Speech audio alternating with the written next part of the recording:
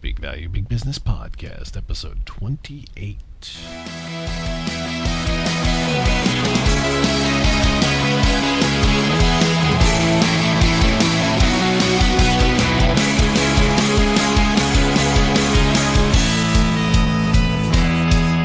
Welcome to the Big Value, Big Business Podcast with James Lynch, where we talk with today's most successful marketing minds about getting the right message in front of the right people and getting the right people to become your customers for life.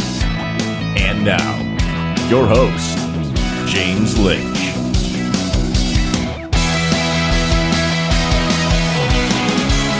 All right, welcome back, my friends, to yet another edition of the Big Value, Big Business Podcast. I am your host, James Lynch. I am really big time super excited about my very special guest today. His name is Mr. Kent Julian. Kent comes to us from liveitforward.com.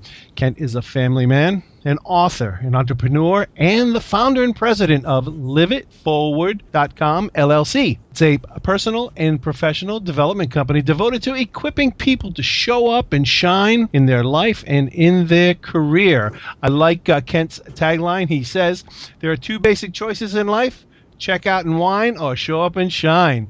I love it. It's my pleasure to welcome Kent to the Big Value, Big Business Podcast. Hello, Kent. How are you? Man, it is great to be here. Love your energy, buddy. Thank you very much. Thank you. I sense you're pretty high energy yourself. You would have to be to keep up with your schedule. You're traveling, speaking around the globe, and basically, and with the youth that you work with, I imagine it's you got to stay in shape to keep up with the youngins. Yeah, it's great. You know, that is one of the fringe benefits of working with students for as long as I have. I do a lot with adults as well, but I just can't let go of that student market, especially for the high level, high achieving students, and they really do keep you young. In fact, not only the students, but some of the other people in that industry, some of the other speakers, most of them are easily 10, 15 years younger than me. And so, you know, you got to stay up with them. So I work hard at it. Good for you. That's awesome. Yeah, I know the feeling. I want to hang out with my kids, but they don't want any part of me. So I digress. Not totally true. But yeah, hey, I want to thank you again. I know you're a busy guy, and it's great to have you on the show. I'm really excited for us to share with our audience, you know, how we can make the move to the work and the life that we truly love. I think that might sound familiar. And does that sound like a plan, sir? It sounds great. Would love to talk about that. One of my favorite subjects. Awesome. I'm going through some transitions myself. A lot of my folks that are listening are, you know, authors, speakers, consultants, small business folk, and we want to get back to doing the things we love and to get paid for it. There's nothing wrong with that. So if we could start, maybe get a little history from you, sir, find out, you know, where you came up from and a little bit about, you know, the journey that's brought you here to where you are today. Well, I'll give you the Cliff Note version, and then you can ask any questions you want. Sure, sounds good. I started out as a youth pastor. I was at a very, very small church, very humble beginnings. If you just look at it as far as a career, I was pretty successful and real quickly went from a small church to one of the largest churches in the U.S. at the time. And then by the time I was in my very early 30s, I was the national youth director of a couple thousand churches. So great, you know, just a great experience. Loved it. But the longer I was in it, the more I was realizing, while it was, you know, a great opportunity to serve and I did well at it, I really didn't fit it super well, especially kind of the corporate structure of being involved in church. And then once I got to a larger setting, a national setting, the corporate structure for that. So I took a number of years just to try to figure some things out while I was working. Finally decided I wanted to start my own business, had no idea what I was doing.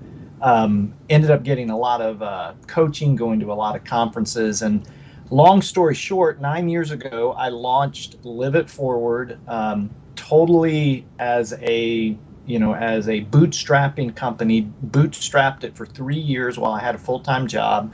Was able, and it started primarily as a career coaching company, was able to grow it to the point where I could quit my full-time job, and then over the last 6 years have been doing that, and now it has evolved into where I speak a lot in a particular market, a student market that works with students that are pursuing something. They're all pursuing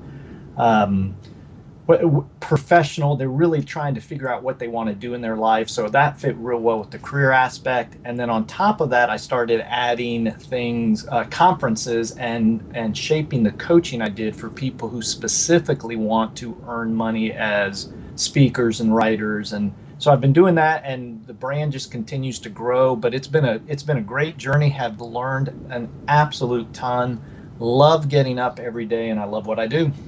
That's fantastic. So yeah, to just to fill in, it seems like you started, first of all, just to go all the way back to corporate structure / within the youth pastor. I don't. One wouldn't equate that much corporate structure with that type of position, but I guess I have the wrong perception. Yeah, it's really interesting in that when you think about how a lot of nonprofits, and so I'm going to put a church in a nonprofit, when you start, if you're in a smaller setting, it's a little bit more entrepreneurial. And youth ministry, the great thing about being a youth pastor is that's one aspect of the church that's very open to kind of free agent entrepreneurial type of concepts. They really want you to get out there. So that's great. But when you're in a church, you're dealing with boards, you're dealing with, the second church I worked at, the staff it was probably 50 on staff. There were, I think, 20 plus pastors. Then you're dealing with boards. And then once you get to a national level and you're working with 2,000 churches, there's all kinds of different committees and boards, and it's just very structured. Corporate might not be the right word, but just very, very structured. And to get anything done, you have to jump through multiple loops to accomplish anything. And the more that I had to do that, it's not that it's bad. The more that I had to do that, though, the more I realized, boy, this is not the way that I'm wired. Yeah, I want to agree because just in the business I'm in, agency work, but being a hands-on kind of guy and successful in what I did, and then becoming management and then getting entrenched in that, it's different. You're doing more managing of people in process, or in your case, maybe it was navigating the processes rather than doing boots on the ground kind of thing, and it takes away from your true calling. You agree? Yeah, and here's what was really interesting. I did super well because I had so many good people around me. And what really woke me up that said, I need to get out of this and go do something else, was when I made a transition to a team, and it was still a good team, but instead of being a team of leaders, it was more of a team of people I had to manage. And that's where I had a career crisis when I hit that. And I didn't even realize it. I was pretty young, so I didn't realize it was almost by luck that I had hired so well at one place. And the key hires, all of them, I hired highly capable leaders who could pick up the ball and run with it. And then I moved into another situation, and the other situation I had to walk into a staff that was already there, and the staff that were there, very good people, but definitely more people that had to be managed.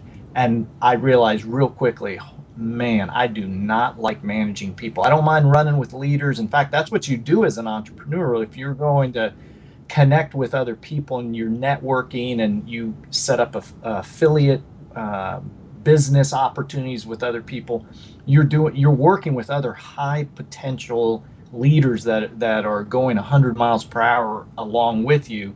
And so that's one of the reasons I moved into entrepreneurship, because I felt like I was going to be around people that are wired like me, and I definitely don't have the management wiring in me.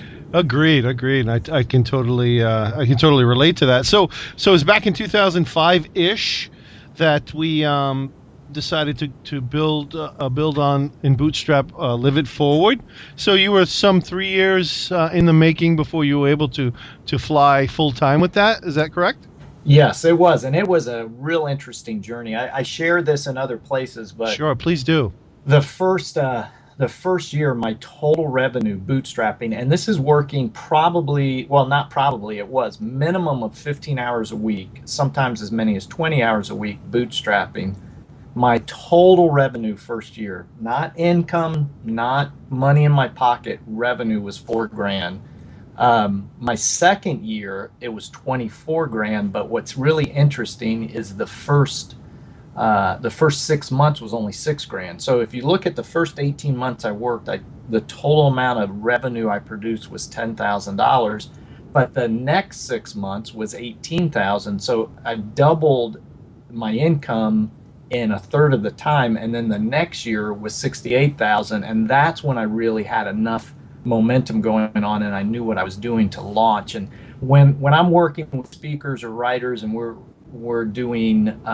trying to help them launch, I really try to help them understand how important it is to have a long runway. And that's what bootstrapping allows you to do. It allows you to have a long runway, because most people drop out before they've have enough speed to really take off, and they think, oh, I'm going to be able to do this in 6 months or 12 months. And occasionally you can do that, but I have rarely ever met an entrepreneur who bootstrapped, who was able to get their business off the ground really less than 18 or 24 months. And I'm often held up as an example of, hey, this is a guy who did a good job at it, and it took me 3 years. I love that because, again, I spoke to who my audience is, and it's so applicable. Myself with this podcast, 6 months, and bootstrapping like crazy. So what is the, it might be just a little off, but what would you say the opposite would be?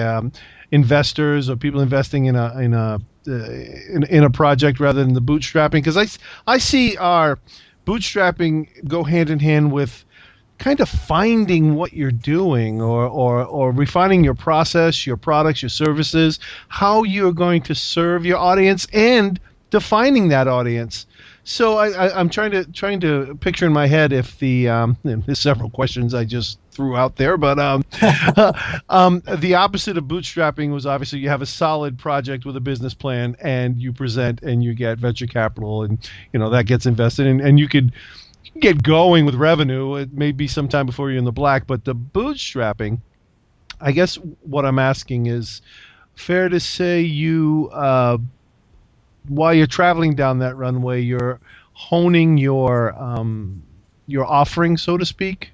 Absolutely. I did not know what I was doing. I knew, I compare it to you're following a treasure map. So unlike following a MapQuest map, you have your X marks the spot, and you kind of know what's there. You know it's valuable. You know what kind of money you want to make. You know what activities you want to be doing to make that money. You know probably the theme that you want your business to revolve around, but that's it. So bootstrapping, a lot of it, especially at first during the journey, is figuring out what in the heck am I doing. And additionally, this is something that's really interesting. I used to do a lot more just pure career coaching when I first started, and I actually had, when I was working with someone who wanted to start their own business, I was able to talk about this runway with them, because I bootstrapped with, I just had no money, so I had to bootstrap with my time and effort. I had a buddy who started his business that had saved up enough money that he could quit his job, and he had about 2 years of living expenses put away so he could quit his job. But what's funny is I was doing it part-time, he was bootstrapping full-time, and while his money, the amount of revenue he produced, his first year was about 25, his second year I think was about 75, and his third year was 150. If you look at those percentages, they're the exact same percentages in growth as mine was, just bigger.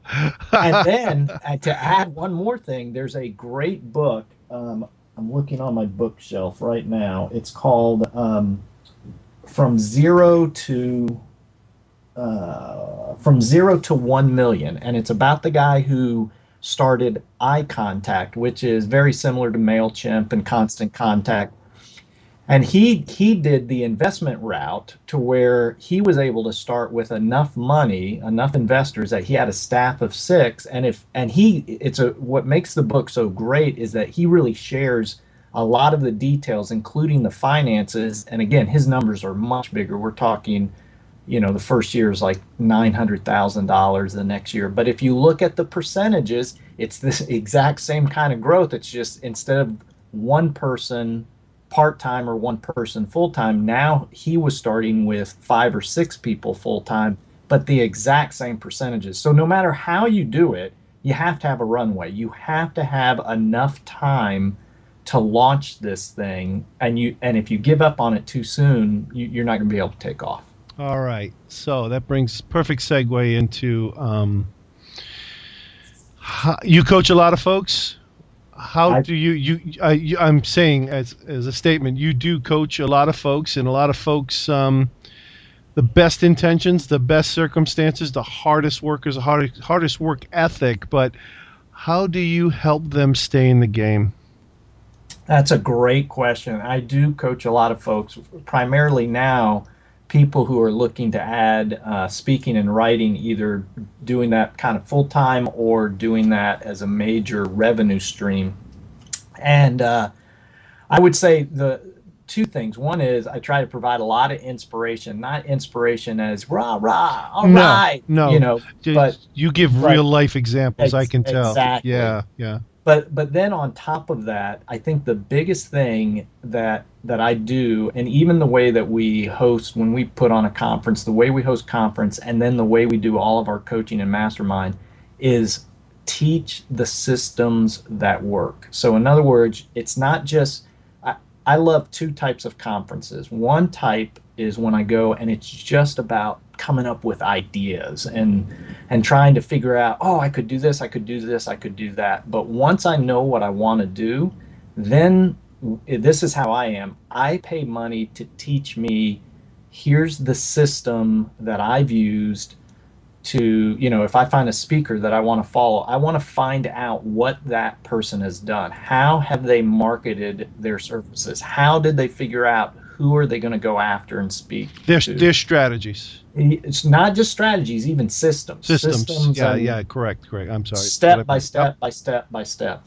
So that's really, if I always tell people, when we're going through the coaching, if they have found people that can teach them the system that they did and teach it to them in detail, if you work a good system, that good system will end up working for you. So that, to me, that's the difference. I've worked with a lot of people, some of them, they just never are willing to work the system. Some of them are, I would call them conference junkies. They're just going and getting their next fix at a conference. But some of them, a good percentage of them, have really come in, learned the system of exactly what I do, have worked it in their own industry, and they're the ones that end up getting booked. And if you look at it, same kind of schedule. It's usually, a 18 months to 3-year journey that they have in front of them.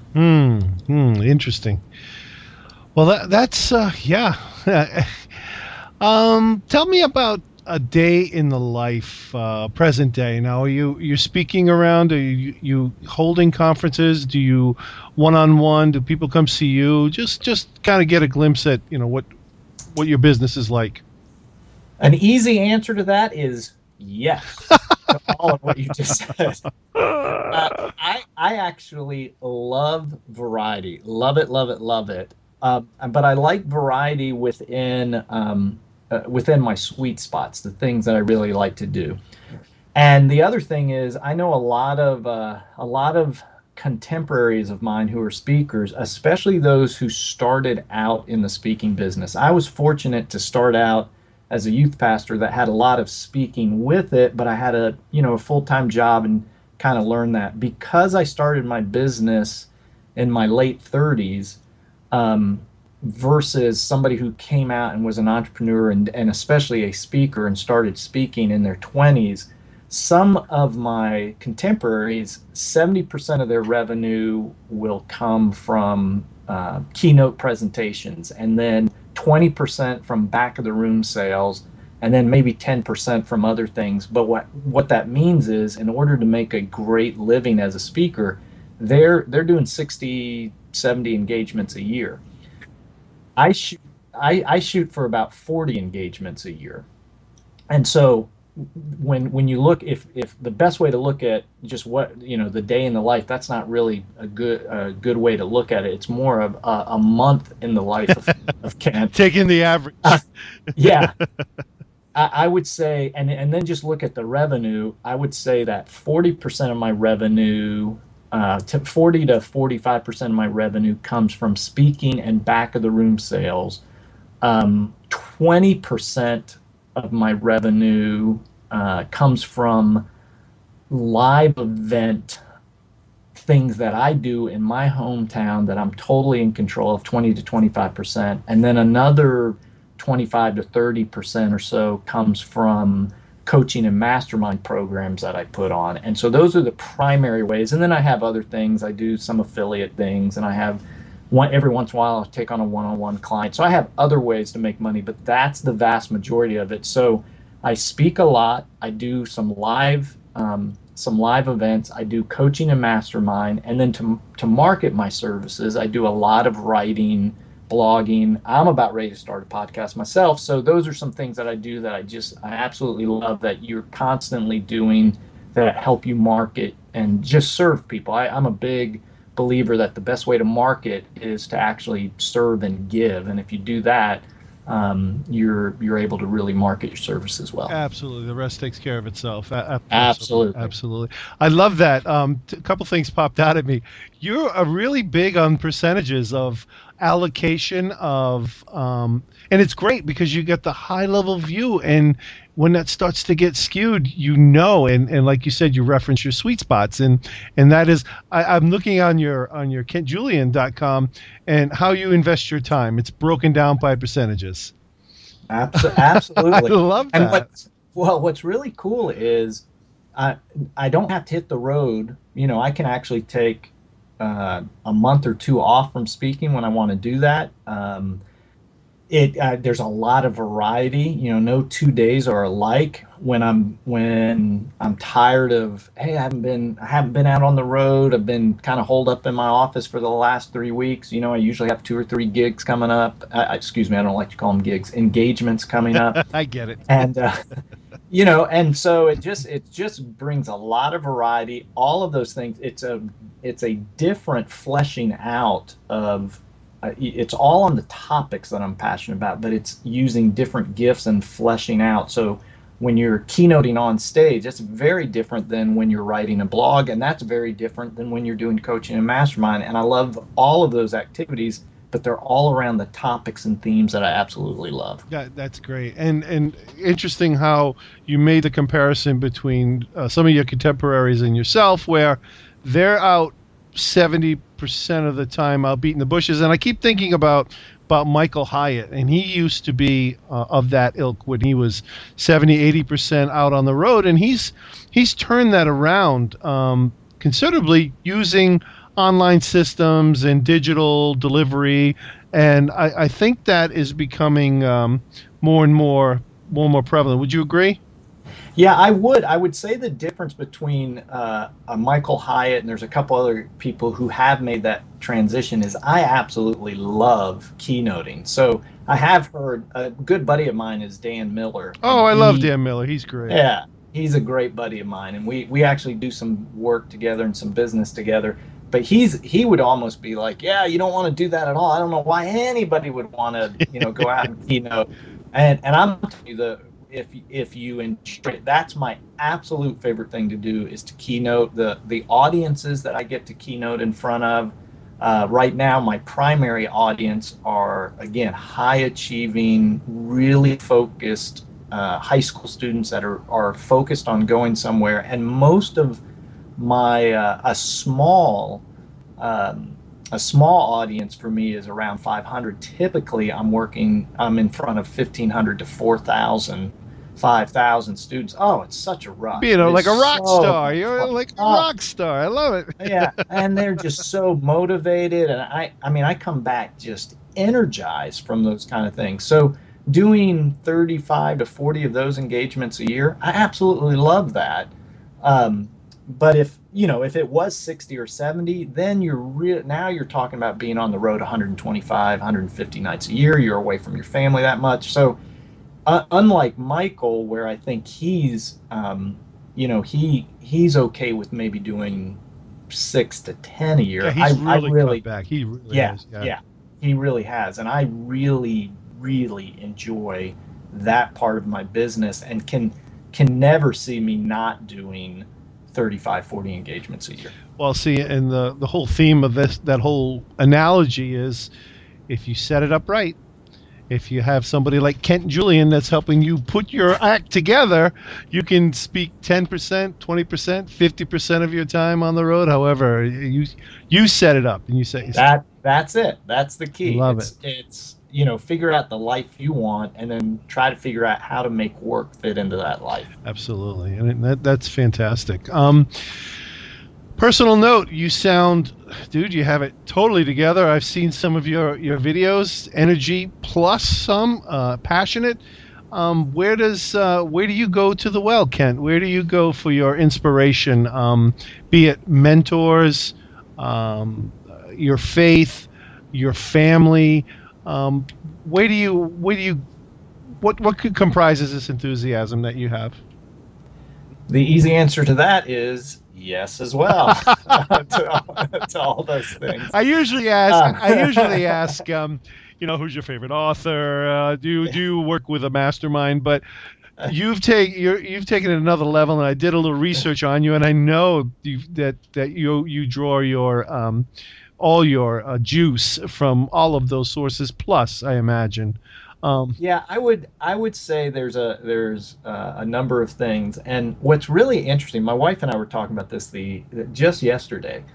I've listened to some podcast. I listen to a lot of podcasts, and I've listened to some podcasts about living balanced and things like that. And it always amazes me that sometimes some of the people who are sharing those podcasts are so out of balance, and I don't know if they're doing it as a way to try to get in balance. Sure.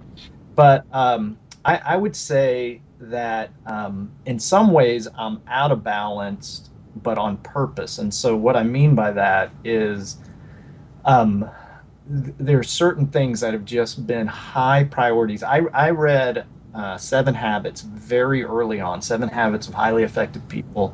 Besides the Bible, the most powerful book in my life, and really as a young 20-year-old, really went about trying to live that kind of life. And so now, in my late 40s, you look at that, that's been 25 years that I've really been trying to live those principles. So every morning I do a thing that I call leading my life from quiet, where I like variety, so I do a lot of different things. No 2 mornings are alike, but I block out about an hour to where I'm just starting my day from quiet and trying to lead my life from that. I exercise very regularly in doing things that I enjoy in exercise. I have a amazing relationship with my wife, absolutely amazing. We work at that very hard.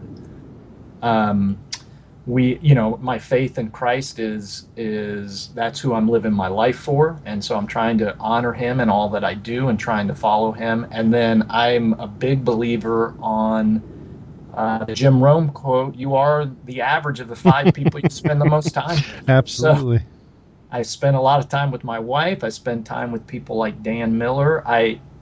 There's another principle that I say I pay to play. So in other words, when I know people are paying to be in part of mastermind groups that I lead, that is, as far as speaking. But for instance, right now I'm in a 3-year mastermind program where it's a very significant investment to be a part of it, but it gets me around other high achievers and people who are trying to maximize their impact and their income at the same time, and so those are the type of people I'm trying to spend time with. Absolutely. The Jim Rohn the Jim Rohn lifestyle. But tell me about that pay to play. Could you expand upon that a little bit, just positioning yourself to be within these groups then at whatever the cost is? Yeah, well, yeah, that's basically it. What always cracks me up is, people are looking for the cheap way to get into stuff, So, hey, can I sell books in the back of your room, so I can come to your. Shortcuts. Yeah, yeah. And here I was, a youth pastor, the first. Uh, just in case you don't know what a youth pastor is, I know you do, Sure. James, but just in case your audience doesn't know, it's not a highly paid position, No. So I'm a youth pastor. I'm actually the national youth director at the time, and I the first speaking conference that I went to learn, I didn't need to learn how to speak. I needed to learn how in the world you do a business based on speaking. So this is not 8 years ago, I guess. I'm dropping $3,000 to go to it, but I had done my research and said, I know this person knows what they're talking about. And so, I've always had this idea that, they're worth it. I'm going to pay to play. And so I try to take on that attitude of every year I want to pay something, whether it's for coaching, for conferences, for mastermind groups. I want to pay something to play with bigger fish. Um, and I don't know if you ever feel this way, but whenever I feel like I'm becoming, I understand that when I'm doing coaching and mastermind for speakers, that I'm supposed to be the smartest guy in the room with that. So I understand that. But whenever I look at all of the rooms that I'm in and I go, holy cow, I'm becoming the smartest guy in the room in all these rooms, I feel really like I'm in trouble. So pay to play helps you put yourself in a position to where you are not the smartest person in the room, and you put yourself around other really smart people that are going to push you and make you achieve. That's so invaluable to be able to recognize and see and realize, yeah, I'm kind of maxing out this, so I got to raise the bar a little bit and keep stretching. Yes, absolutely. I Absolutely. love that. So tell us, as just we wind down, I usually do 30, 40 minutes, and I value your time. I just want to kind of wrap with what you have going on present day with what do you have available for my folks, and feel free to tell us about mastermind groups, programs you have, some information where we can go and download it, and let's hear a little bit about what you have going on, Ken. Well, liveitforward.com is the place to really find out kind of everything about what I'm doing. And we're in the midst of a pretty major website overhaul. So that will maybe even by the time this comes out, but probably, by the fall, that is going to look very different. From there, we'll be starting a podcast, Live It Forward podcast, how to show up and shine every day in every way. Wow, love it. So we're going to do that. And then I would say that if there's people out there that are really interested in being a speaker or especially adding revenue to either your business or just even your life, something you'd want to do on the side, we do a Speak It Forward boot camp. And if you go to liveitforward.com, we always link to the Speak It Forward site when it's time to start promoting it. But that's going to be November 6th through 8th of 2014. That's the next one coming up. So it gives people plenty of time. But that is a boot camp. It is not just random ideas. It is really how do you maximize your impact and income as a speaker. And we teach systems of how do you figure out what you want to speak about? How do you put that together? How do you set up your platform for that? And then how do you market it? And it is really step by step by step. And the thing that I love about it, that I get compliments, because there's a lot of those conferences out there, and I think there are probably most of them. I haven't been to all of them, but I've been to a lot myself, and most of them are good. The one thing I would say is that makes ours really unique is we not just talk about, but show you how to go from an unknown to a six-figure speaker within 2 to 5 years. And that's exactly in the market that I'm in. It's called the Career and Technology Student Organization. I was a nobody and had never presented. They had never heard about me. I didn't have a presence. I didn't have a website. And within 3 years, I was booking 35, 40 engagements a year in that market. Wow. So is this obviously a live event, and it's there in Georgia? It is. It's a live event in North Georgia, it's actually North Atlanta area. It's usually, we usually have anywhere from 35 to 60 people, so it's kind of intimate that way, but it's a really strong event. I absolutely love doing it. Besides keynoting, that's my favorite thing to do. I love it. Okay, so we've got Live It Forward, and you'll be linking off to speakitforward.com for the boot camp shortly. Speak It Forward, we can go there now, correct? Yeah, right now it's just a blog that we try to encourage people through occasionally by sharing some different things. But speaking is one of those things you can get a lot of really quick fixes, but until you really learn how do you do the business side of this, it's really hard to launch. So we share a lot of information there, but we also realize if you really want to do this, you got to get serious and figure out some way to get trained in the business of being a speaker. Sure. No, I totally agree. All right, and where can we find you hanging out? I see you on Google Plus a lot. Do you do Twitter, Facebook? Yeah, Twitter, big time. Twitter and yeah, Facebook too. A little bit more personal there, but I connect with anybody. But I would say the two places I enjoy most are Twitter and Instagram. And it's Kent Julian on Twitter, and then Instagram, some other guy got Kent Julian before me, so I'm Kent_Julian. Oh, well. Darn it. I know, man. I've always gotten Kent Julian before anybody else, but this time I wasn't quick enough. That's okay. Well, listen, sir, I appreciate everything. I wish we could just talk all day. I'm going to check you out. I want to maybe get into one of your groups or see see what I can see for my self-improvement, self-enrichment there. Inspiring, great up-and-coming story. I thank you so much for your time. Look forward to talking to you again, I hope. Yeah, man, let's stay connected. This was great. I really enjoyed my time with you guys. Awesome, and I did too, sir. And I thank you very much, and we'll talk soon. All right, I hope you enjoyed our chat today with Mr. Kent Julian. Please visit Kent at liveitforward.com or at kentjulian.com. You can find the show notes and the highlights of this interview at bigvaluebigbusiness.com/episode 28. Or just go to bigvaluebigbusiness.com and type Kent, Kent, into the search box for easy access. Hey, and while you're on the site, I've asked you before, I don't understand why you haven't done it, but I would love it if you would sign up to become part of the Big Value Big Business family.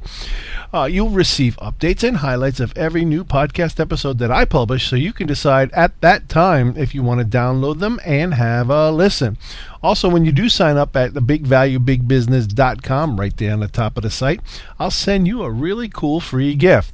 I've put together an awesome online toolbox that has a ton of free internet resources to help you build and grow your online business. So head on over to bigvaluebigbusiness.com and sign up right there at the very top of the site. Hey, and don't forget to check out the show on iTunes. If you happen to listen to the show on your iPod or your iPhone, it would be really awesome if you would subscribe to the show on iTunes, and it'd even be even more awesomer if you would leave us a review on iTunes. A review on iTunes really helps us get the show in front of more people, and it helps us get it out there, and just helps us out in general. So go over to iTunes, subscribe, and leave us a review if you would. And lastly, as always, I really hope we brought some big value into your day today. You take care, and I'll be talking to you again real soon.